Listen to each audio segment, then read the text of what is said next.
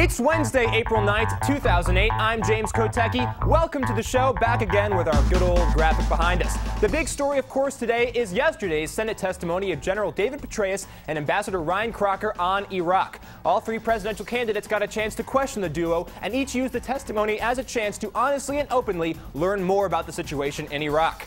Just kidding, they used the event to highlight their personal positions on the war. But not too much, though, because as the New York Times reports, you don't want to look like you're overdoing it either way. McCain and Clinton did take jabs at each other, McCain criticizing calls for withdrawal as reckless, with Clinton saying that continuing the current policy in Iraq would be irresponsible. As for Obama, he called for talks with Iran as part of a diplomatic strategy. It's a kind of liberal, Birkenstock-wearing, peace and love policy embraced by the far-out General Petraeus, who said on ABC's Nightline that he, too, is ready to talk to Iran again about Iraq.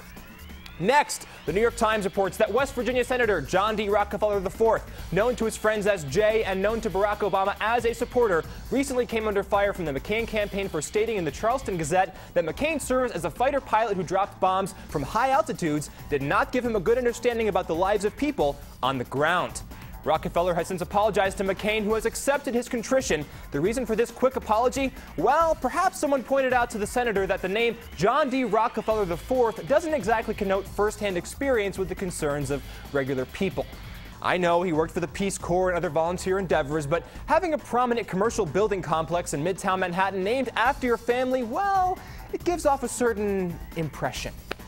Finally, Michelle Obama needs more white people.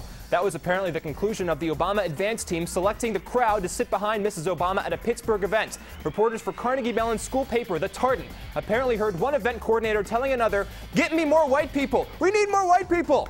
Well, speaking as a white person, I can tell you that it's nice to be wanted, but I'd recommend against white people. They're just going to sit there all stiff and boring, and if you're lucky, maybe they'll bring you a tuna casserole later on.